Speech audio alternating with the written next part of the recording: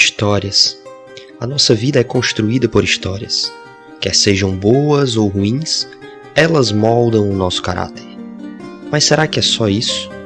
Será que as nossas histórias pessoais conseguem dar sentido à vida? Será que a humanidade é simplesmente um conjunto de histórias de pessoas que um dia podem ou não se encontrar? Não é só isso. A Bíblia fala de uma grande história, de uma grande narrativa, um drama, no qual os seres humanos são personagens da existência. E é dentro dessa história maior que podemos encontrar valor e propósito na vida. Deus é o verdadeiro autor dessa história. E você, onde se encontra nesse grande drama do universo?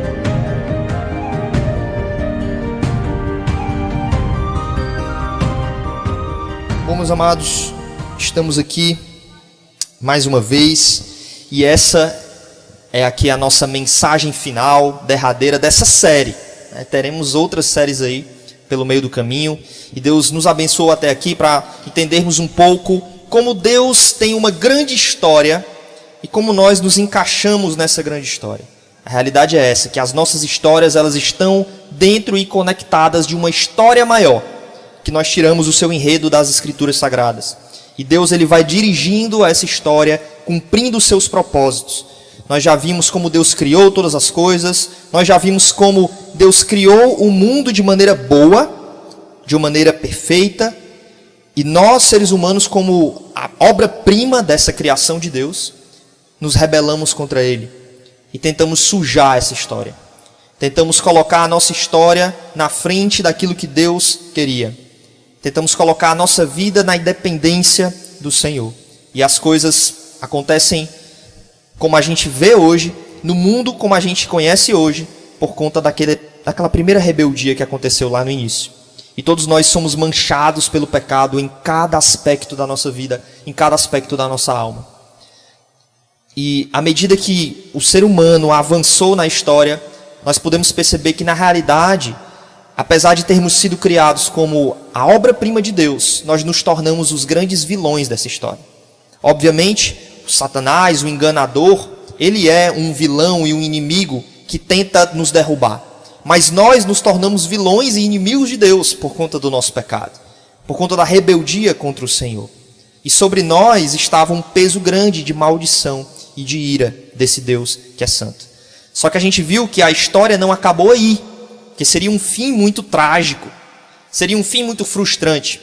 Deus ele resolveu trazer restauração. E ele começou essa restauração por meio de uma promessa que ele fez logo no início, promessa de um Salvador. E por meio de um povo que ele escolheu, o povo de Israel, ele trouxe esse Salvador, Jesus, o Messias. Ele veio da linhagem de Abraão, aquele homem que a gente viu aqui. E esse Messias veio para viver uma vida de obediência perfeita, para cumprir os propósitos de Deus e para morrer, se sacrificando, se entregando naquela cruz para trazer redenção. E nós podemos ser reconciliados com Deus, nós podemos passar de inimigos de Deus para amigos de Deus por aquilo que Jesus Cristo fez na cruz. E nós vimos então no último episódio que Jesus deixou uma missão para os discípulos, uma missão para aqueles que já entenderam essa mensagem, já creram nessa mensagem. E a missão é: anunciem essa mensagem.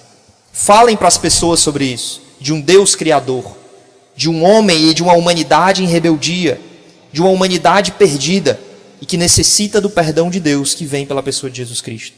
A missão do povo de Deus é essa: anunciar, sermos testemunhas, aqui, ali, acolá, até os confins da terra. Mas eu falei para vocês que ainda tinha um último episódio. E esse último episódio é o desfecho dessa série, mas ainda não é o fim da nossa história. Porque esse episódio ele está no futuro. Muitas partes desse episódio ainda serão vivenciadas no futuro. Naquilo que Deus prometeu, mas que ainda não cumpriu. Muita coisa Deus prometeu e já cumpriu, mas algumas coisas estão reservadas para o final. Nós vimos que Jesus, ele morreu, ele ressuscitou e ele vive. E onde é que ele está agora? Assentado à direita do Pai, governando e sendo o Senhor de todas as coisas. Mas um dia ele vai voltar. E é por isso que existe um último episódio. Um último episódio que não vai ter fim, vai se estender por toda a eternidade. Mas nós podemos ter a certeza que esse último episódio é Deus colocando as coisas em ordem de modo definitivo. De modo definitivo, Deus colocando o roteiro dele em ação para que aquilo que ele planejou no início, lembram? Estabelecer um reino que houvesse harmonia, justiça, onde o amor reinasse, onde ele pudesse ser o Senhor de tudo e nós estaríamos com ele. Esse plano de Deus, esse propósito de Deus vai ser alcançado e já começou a ser alcançado. É como se Deus ele estivesse trabalhando ao longo da história e a história fosse se desenvolvendo de modo progressivo, devagar, mas Deus está movendo. Deus está movendo as peças no tabuleiro. Deus está movendo a história para que no final ela tenha um desfecho bom. E aí, quando a gente assiste filmes, quando a gente assiste séries, a gente sempre tem aquela expectativa de no final as coisas darem certo. De no final, aqueles lá que representam os mocinhos viverem felizes para sempre, né? Esse final de conto de fadas, felizes, e eles viveram felizes para sempre. É um final clichê que a gente chama, né? Um final que a gente sabe e a gente já espera que vai acontecer nos filmes e nas séries. E quando não acontece, a gente fica meio frustrado, né? A gente fica frustrado quando o personagem principal morre no final. Quando o personagem principal ali tem um sofrimento e não consegue encontrar a paz, a felicidade, a solução para o conflito. A gente fica um pouco frustrado. E aí muitos autores tentam sair desse clichê do felizes para sempre, né? E tentam inovar, tentando trazer ali algo diferente, tentando colocar o mocinho para sofrer no final, para viver uma vida terrível no final. Só que ainda assim a gente prefere o clichê do felizes para sempre. E eu acho que isso tem tudo a ver com essa grande história. Porque essa grande história é como se tivesse dentro de nós um anseio pela felicidade, um anseio por viver felizes para sempre. Um anseio que Deus coloca dentro dos nossos corações. Um anseio que é expresso na ficção, mas que tem tudo a ver com a história da vida real. E que Deus, ele é esse autor magnífico, mas ele é o autor que vai mostrar que o final, ele triunfará. Ele triunfará. Independente do que tenha acontecido, ele vai vencer, ele vai colocar um ponto final nessa história de maldade do mundo. Ele vai colocar um ponto final nas ações do inimigo. E ele vai trazer um reino de paz, onde o amor reina. Onde o amor impera. Nós podemos confiar nisso. Nós podemos confiar no felizes para sempre. Não da história dos contos de fadas, mas da história da vida real.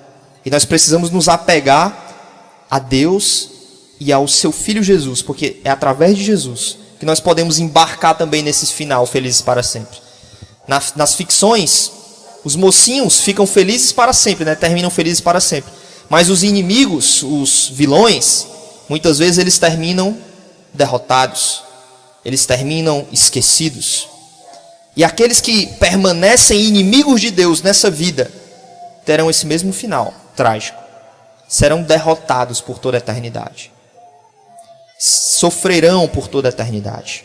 Longe de Deus, separados do amor desse reino de paz. Assim como os inimigos na ficção. Como eu falei, às vezes a gente olha para a nossa história e a gente acha que nós somos os heróis da nossa história. O herói é Jesus. Nós somos os vilões, os inimigos, aqueles que precisam de salvação. Só que nessa história, Jesus, ele não destrói os inimigos de imediato. Jesus oferece perdão. Jesus oferece reconciliação. Jesus quer ser amigo dos inimigos. E aí é que está a grande diferença para as grandes obras de ficção que tem por aí, né? Jesus quer ser amigo dos inimigos. Ele oferece paz, ele oferece perdão nessa guerra toda. Só que muitos vão permanecer na dureza de querer ser inimigos de Deus. Muitos vão permanecer na dureza do coração de negar a Cristo, de rejeitar a sua oferta de amor, de paz, de sacrifício. E o final não vai ser o felizes para sempre. Não vai ser o reino de paz e amor, infelizmente. Mas a oportunidade ainda existe hoje. Deus ele está dando esse tempo na história justamente para que a missão dos discípulos seja cumprida, anunciar. E mais gente se junte a esse reino de paz. Mais gente se chegue a esse reino de amor. E seja perdoado. E seja transformado de inimigo para amigo de Deus. Você pode pensar, mas por que eu sou inimigo de Deus? Eu sou uma pessoa tão correta. Sou uma pessoa que sempre ali trabalho, coloco comida dentro de casa, sou um pai ou uma mãe honesta. Por que eu sou inimigo de Deus? A verdade é que cada um de nós tem a mancha e a culpa do pecado dentro de si. Por mais digno e honesto e trabalhador que sejamos, todos nós nos rebelamos contra o Filho de Deus. Todos nós nos rebelamos contra Deus, o Senhor. Seja em pensamento, seja em palavras, seja em ações. Nenhum de nós consegue estar isento dessa mancha do pecado. É como se fosse uma noda que não consegue largar da roupa. É uma mancha do pecado na nossa alma. Nós não conseguimos limpá-la se não for pelo sangue de Jesus Cristo. E quando a gente fala do último episódio, o final dessa história toda, não tem como a gente não lembrar desse livro aqui. Esse é o nosso episódio, A Volta do Rei, Redenção Concluída. E esse livro fala muito a respeito desse último episódio, o livro de Apocalipse. Eu acho que já muita gente aí, o coração começou a bater mais forte. Porque quando a gente fala de Apocalipse, a gente pode lembrar aí dos filmes de zumbi, né? Apocalipse zumbi. Lembrar dos filmes aí onde a terra está devastada, destruída. É uma temática que a ficção costuma usar muito. Essa temática de fim do mundo. Só que geralmente na ficção a gente tem ali o mundo pós-apocalíptico e as pessoas ainda continuam vivendo nesse mundo pós-apocalíptico destruído, com alguma esperança de que alguma coisa vai melhorar. Mas é difícil ali encontrar uma melhora. Na nossa história, na grande história que Deus tem planejado, o Apocalipse não é a destruição de todas as coisas, mas é o renovo e a restauração de todas elas. O livro de Apocalipse, por mais que bote medo em muita gente, por conta das figuras, das imagens, das metáforas que existem ali, o livro de Apocalipse ele tem uma mensagem clara, a mensagem de que Deus é o vitorioso nessa história toda. A mensagem de que aquele que planejou tudo vai cumprir no final. Vai triunfar no final. É o livro da vitória. É um livro que é uma grande visão que o apóstolo João teve e ele vai contar para nós. É como se João estivesse aqui descortinando a sala do trono de Deus, onde Deus está planejando tudo e cumprindo seus propósitos. João ele está descortinando para nós e apresentando para nós esses propósitos de Deus. Muita coisa no livro de Apocalipse já aconteceu, são coisas do passado, são coisas que aconteceram ali na época de João, e outras coisas, muitas delas, têm a ver com o futuro. João escreve essa carta, né? Escreve essa revelação a uma pequena comunidade de discípulos de Jesus, de cristãos, ali da Ásia Menor, que estava passando por um momento de dificuldade, sofrimento, perseguição. E João escreve o livro de Apocalipse, essa revelação que Deus deu, para que o povo tivesse esperança. Como assim esperança? Porque diante daquela tribulação eles iam perceber, nós estamos do lado vitorioso. Pode ser que não pareça agora, porque a gente está sendo perseguido por tudo que é lado. Pode ser que não pareça agora, porque o sofrimento é enorme. Mas João está nos mostrando, está revelando a nós, estamos do lado vitorioso. Vamos perseverar, vamos nos manter fiel. É para esse propósito que João escreve, para encorajar aquelas pessoas que não conseguiam enxergar solução, não conseguiam ter esperança. E João está mostrando, há esperança. Porque Deus é o vitorioso nessa história toda. Ainda que o presente, o resultado de sua própria batalha ali no dia a dia, pareça ser incerto, na batalha geral e final, Deus é o vitorioso. Deus é o vitorioso. Então, João ele começa nesse livro, ele tem uma visão de Jesus exaltado, do Cristo exaltado, do Cristo sobre todas as coisas, do Senhor sobre todas as coisas. Ele encoraja ali 7 igrejas que representam ali aquela comunidade que ele está escrevendo. ele encoraja mandando 7 cartas àquelas igrejas, mostrando ao povo, Deus está no controle. Deus está no controle de tudo isso. Depois ele tem uma visão ali de 24 anciãos que representam ali todo o povo de Deus, tanto no Antigo Testamento quanto no Novo Testamento. E aqueles anciãos estão adorando a Deus, junto com os anjos, dia e noite, declarando que Ele é o Senhor. Até que aparece naquela história, nessa visão de João, um livro especial e interessante, um livro com 7 selos, que representa ali os propósitos de Deus na história. Representa ali que Deus está no controle de tudo e escrevendo cada uma das coisas. Até que alguém pergunta, um anjo pergunta, né? Quem é que é digno de abrir esse livro, de desatar esses selos e de cumprir os propósitos de Deus? Parafraseando aqui, né? Quem é que é capaz de destruir o mal e cumprir o propósito final de Deus, abrindo aqui esses selos e esse livro? Por um instante, um silêncio aterrador. E João começa a chorar. Porque o silêncio e o choro de João demonstrava que, se não tem ninguém capaz de abrir esse livro e desatar os selos, é porque não tem ninguém capaz de destruir o mal. Não tem ninguém capaz de cumprir os propósitos de Deus na história. Então não há esperança. O mundo seria um ciclo vicioso de maldade sem fim. Maldade sem fim. Isso me lembra muito uma série da Netflix, se você depois quiser assistir, é um entretenimento muito bom e que vai dar um nó na sua cabeça. Uma série chamada Dark. E essa série é uma série que é um ciclo sem fim. Um ciclo sem fim de passado, presente e futuro ligados, onde sofrimento e maldade e coisas ruins acontecem. E esse ciclo nunca é quebrado. Se não houvesse ninguém capaz de desatar os selos, de abrir o livro, a nossa vida seria como um Dark, um ciclo sem fim de maldade e de sofrimento. Mas depois aparece um ancião para João, e ele conforta João, e ele encoraja João, e ele diz assim, João, dá uma olhadinha. Quando João olha, ele vê um leão forte, um leão feroz, um leão vitorioso. Mas ao mesmo tempo, pelas suas lágrimas, ele olha o leão, mas ele percebe um cordeiro. Um cordeiro como parecia que estava morto, ensanguentado.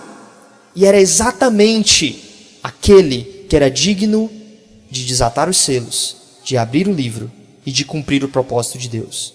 Porque a vitória do cordeiro não foi uma vitória pela batalha direta, mas foi uma vitória pelo sacrifício, foi uma vitória pela entrega, foi uma vitória pela oferta dele mesmo, da sua própria vida.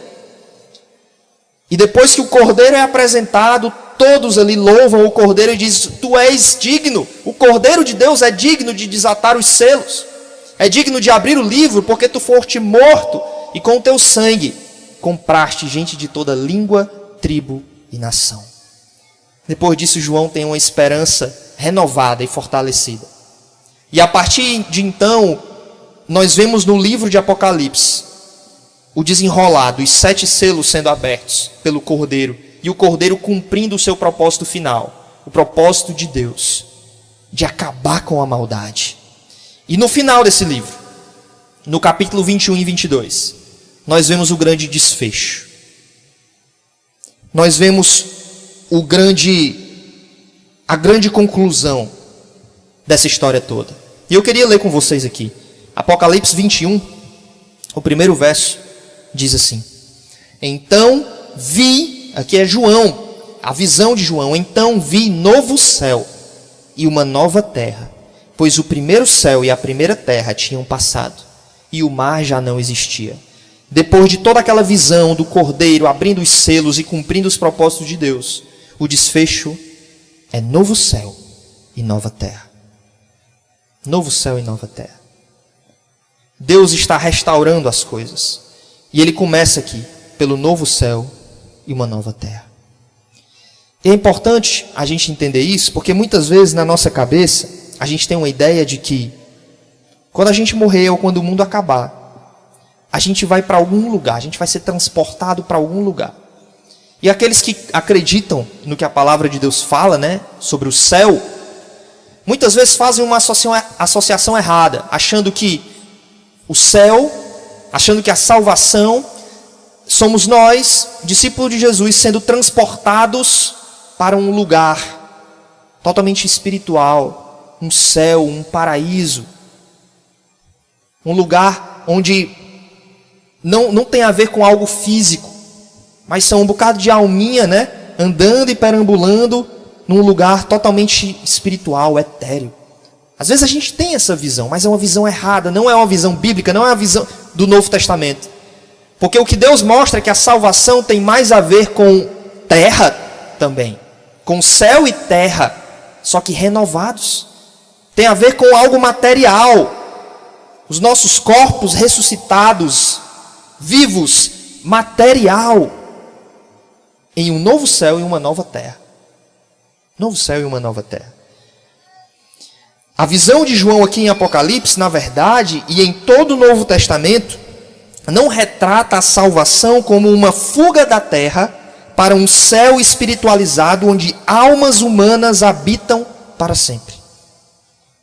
Em vez disso, a João é mostrado aqui que a salvação é a restauração da criação de Deus.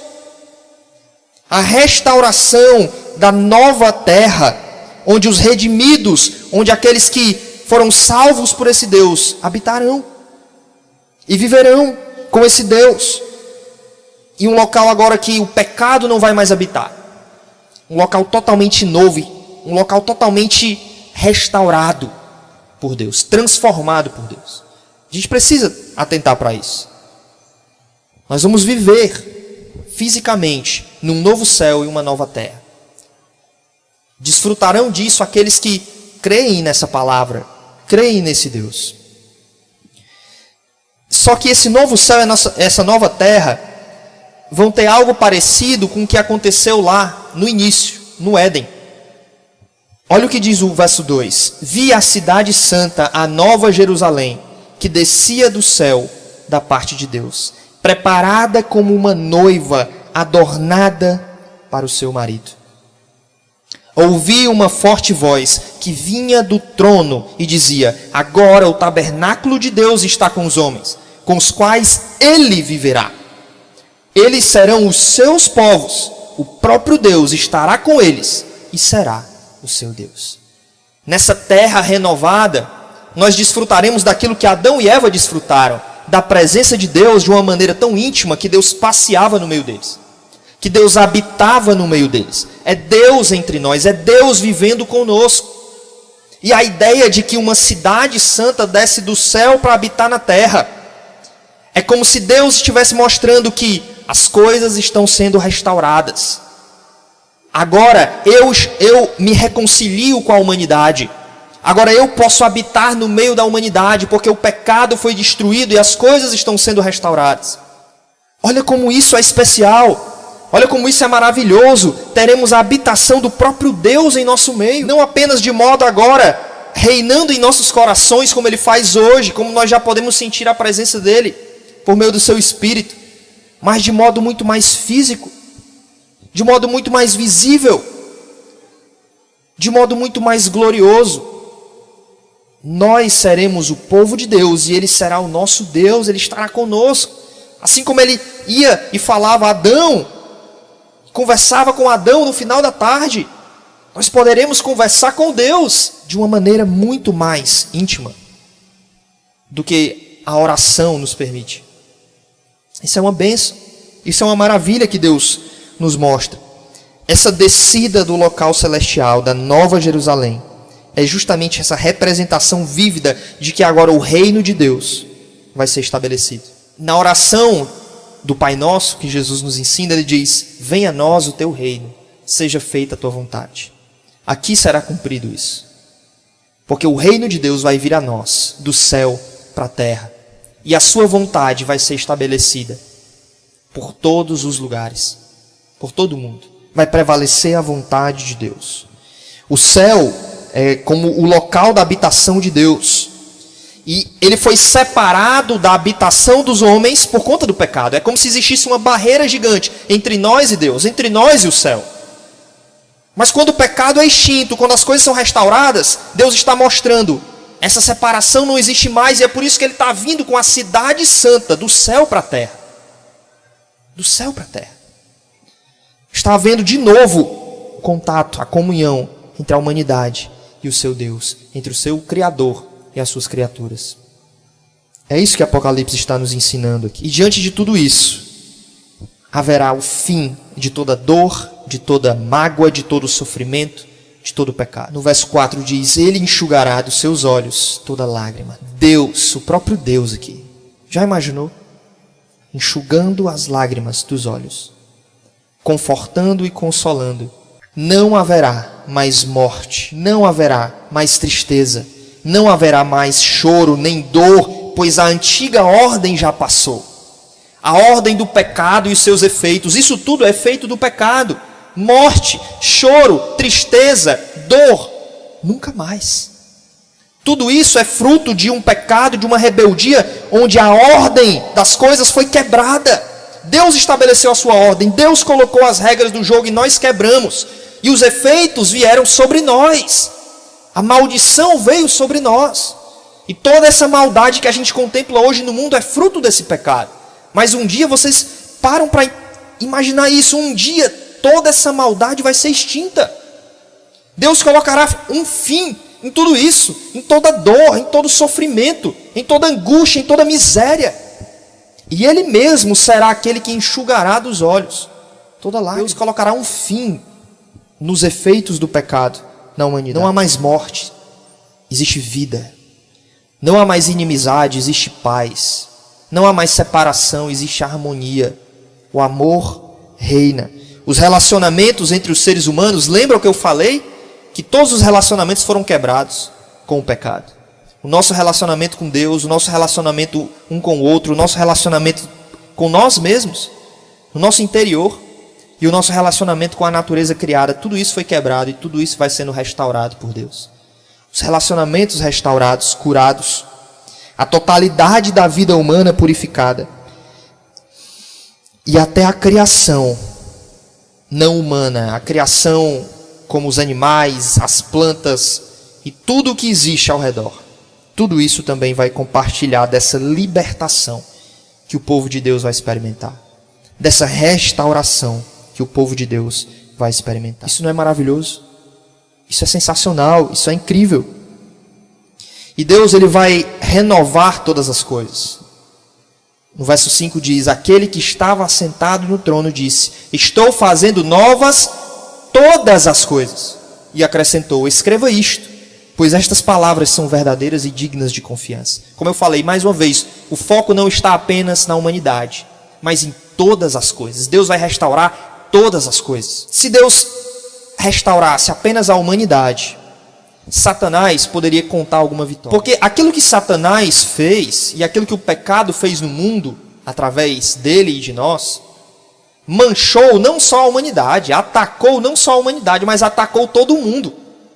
Impactou cada esfera da criação de Deus. E é por isso que Deus também trabalha em restaurar todas as coisas que o pecado atingiu. Todas as coisas que Satanás colocou o seu dedo, todas as coisas que o pecado manchou, Deus vai restaurar e vai fazer novo, para não deixar brecha para Satanás contar vitória. Olha, mas a natureza criada ali, o Senhor destruiu, ou o Senhor renegou? Não, Deus vai restaurar. Deus vai transformar ao ponto de as coisas voltarem à sua natureza original. Qual é a natureza original? A natureza original é a harmonia. Lembram? A natureza original é Deus olhar para as coisas e dizer, eis que está muito bom.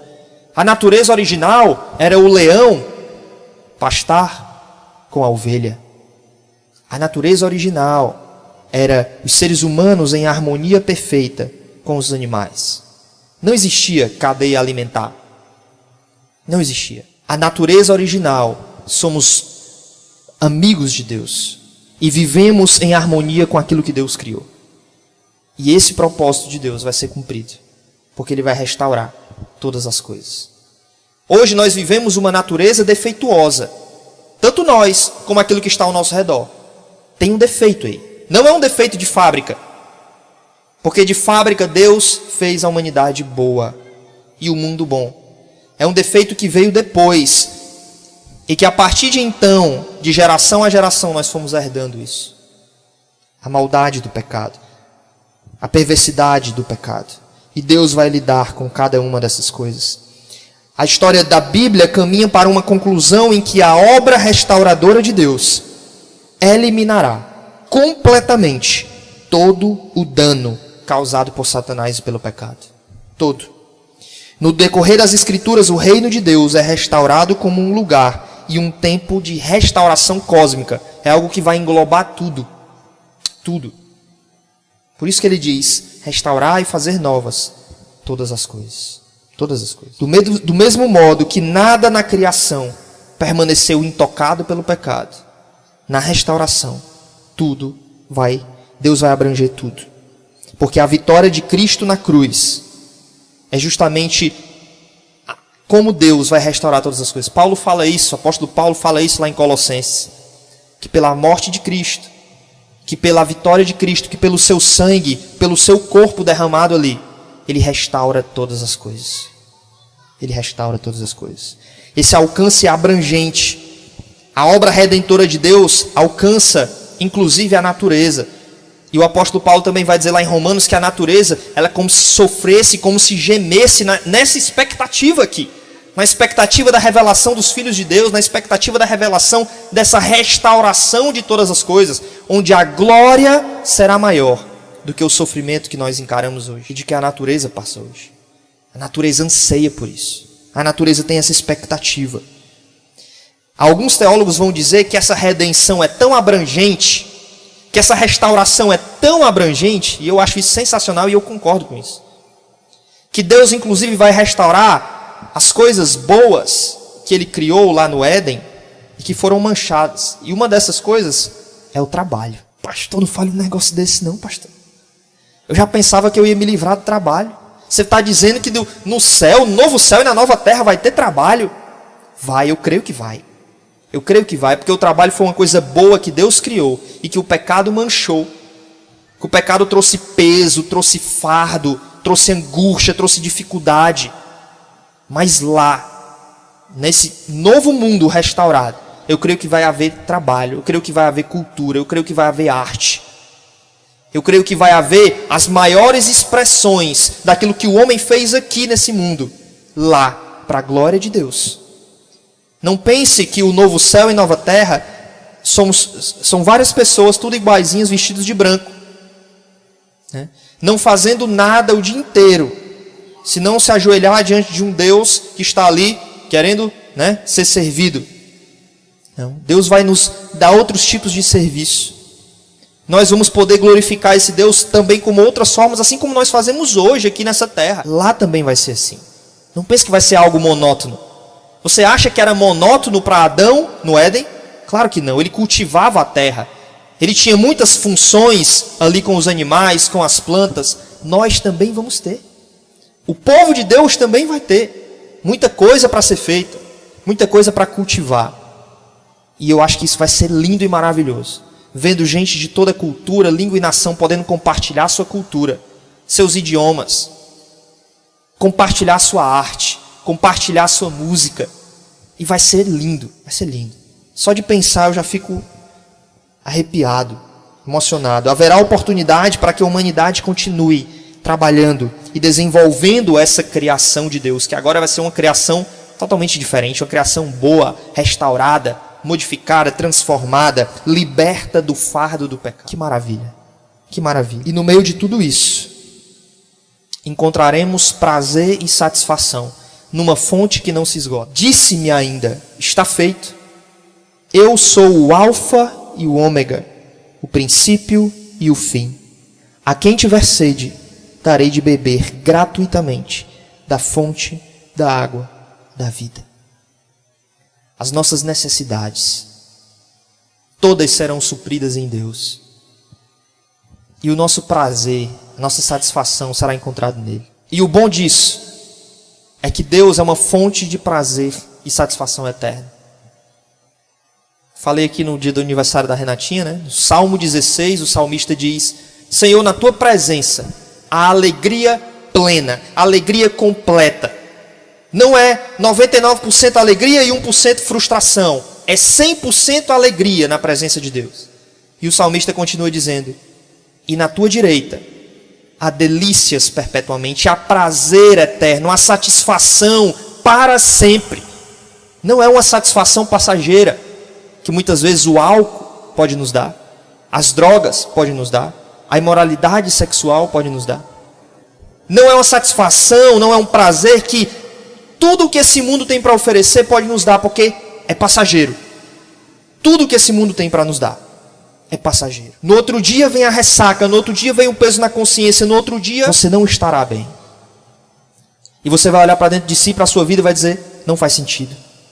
A minha vida é vazia, eu não tenho encontrado realização. Mas aqui, Deus será a nossa satisfação e a nossa realização para todo sempre. Ele é a fonte de água viva e Ele dá essa água gratuitamente, ao ponto de transbordar e não faltar. E não faltar. É nele que nós podemos encontrar isso, irmãos. É em Deus. Então no céu, então no paraíso, então na nova terra, nesse novo mundo restaurado, vai ter trabalho, vai ter cultura, vai ter arte e vai ter prazer. E o prazer que nós vamos encontrar nessas coisas também, nós vamos encontrar muito mais e muito maior e sem fim na presença do próprio Deus. Na presença do próprio Deus. Ele é essa fonte eterna de prazer. E Ele garante para nós que Ele é tão valioso que Ele é como se fosse uma herança.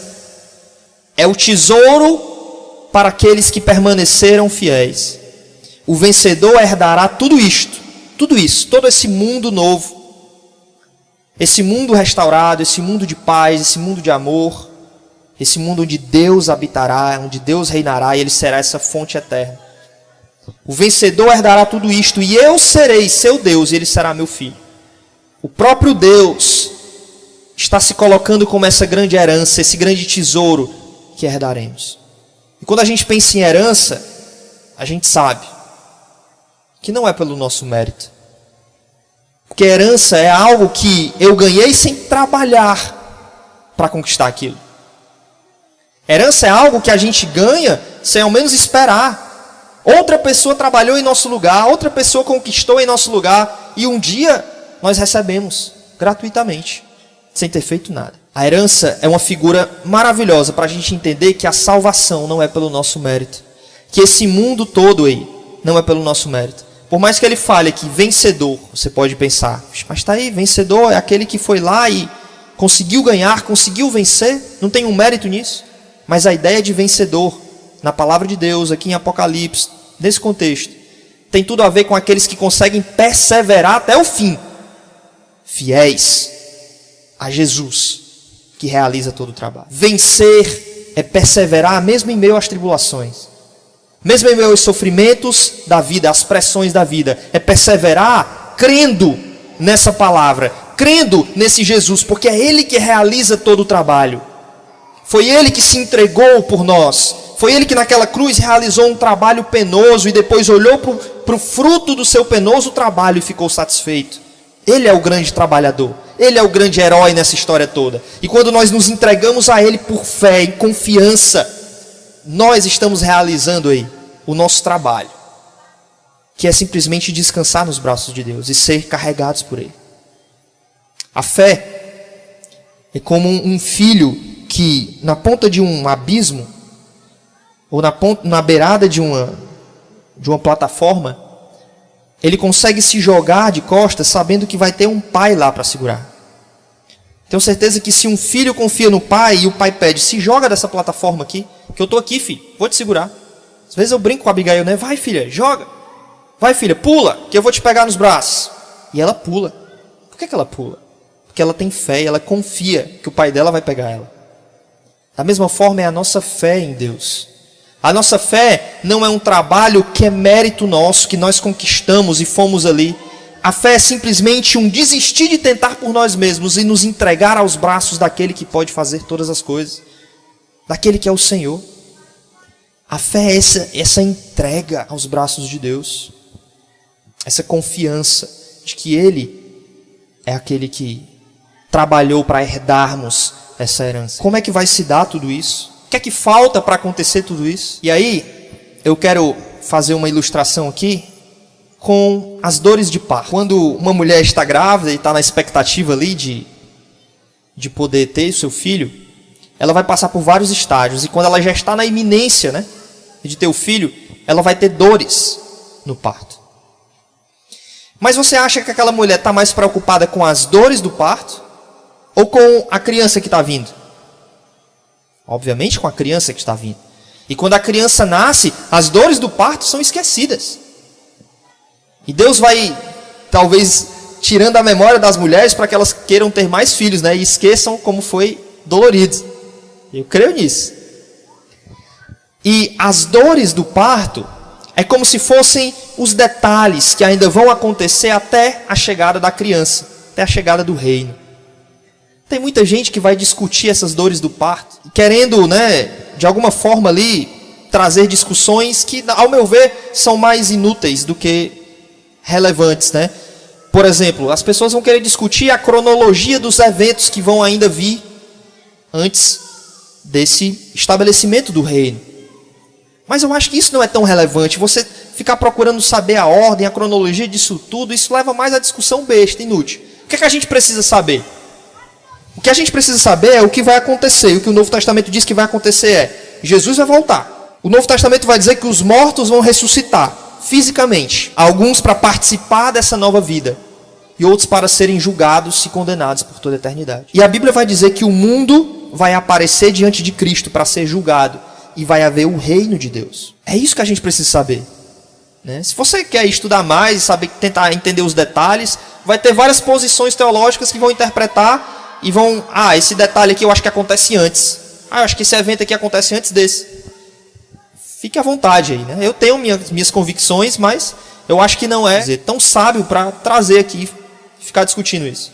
O que a gente precisa entender é o principal e a mensagem clara de Apocalipse. Jesus vai voltar. Jesus vai julgar. As pessoas vão ressuscitar, umas para condenação, outras para o reino eterno. E o reino de Deus vai ser estabelecido para todo sempre. E com todas essas características que eu falei para vocês, um mundo novo, um mundo de paz, de harmonia, um mundo onde o pecado não existirá mais, porque o Cordeiro de Deus venceu. O Cordeiro de Deus se sacrificou e com o seu sangue comprou gente de toda tribo, língua e nação. Pastor, mas vai demorar? O próprio Deus responde: eis que venho em breve. Apocalipse 22:7. Feliz é aquele que guarda as palavras da profecia deste livro. No capítulo 22 de Apocalipse, Jesus fala 3 vezes: e eis que venho em breve. E eis que venho em breve. Mas pastor, já faz quase 2000 anos que esse livro foi escrito e Jesus ainda não veio. Feliz aquele que guarda as palavras da profecia deste livro. Em breve ele virá. Pode parecer demorado, porque nós queremos que a nossa agenda, o nosso cronograma, seja colocado em prática. Mas o cronograma de Deus, dentro do cronograma de Deus, está exatamente onde deveria estar. E o que ele fala para o profeta Abacuque, para mim é sensacional. O profeta Abacuque, angustiado por uma resposta de Deus, vendo o povo sofrer, ele clama a Deus, ele ora a Deus, Deus não responde. E aí Deus responde a ele e diz que vai mandar uma solução. E Deus diz assim: olha, se a solução, tardar, na verdade, não tardará. É assim que Deus fala para Abacuque. Se tardar, não tardará. Se demorar, entenda, não está demorando, porque está exatamente onde deveria estar. Vai acontecer exatamente no tempo que Deus reservou. E como a palavra vai dizer que para Deus um dia é como se fossem 1000 dias e 1000 dias é como se fosse um dia. Porque Deus é um Deus eterno que não é limitado pelo tempo. O passado e o presente e o futuro não conseguem aprisionar Deus. Deus já está vivendo o passado, o presente e o futuro ao mesmo tempo. Não tem como ser aprisionado. Aos nossos olhos pode parecer demorado, mas Ele está dizendo aqui com confiança: eis que venho em breve. Pode ser na nossa geração. Será que nós vamos ser como esses felizes que guardam as palavras dessa profecia. Guardar é crer, guardar é confiar, mas guardar também é obedecer, é viver por ela. E aqueles que creem nesse Cristo e que guardam essa palavra, já podem viver e experimentar os primeiros frutos desse reino. Eu falei na semana passada, o poder do reino já está conosco. Deus já nos disponibiliza desse poder do alto, do Espírito, para podermos pregar. A comunhão do reino a gente já pode desfrutar na igreja. O amor do reino a gente já pode desfrutar um pouquinho do que ele vai ser lá na igreja. A igreja é o local onde Deus reservou para já desfrutarmos os spoilers, né?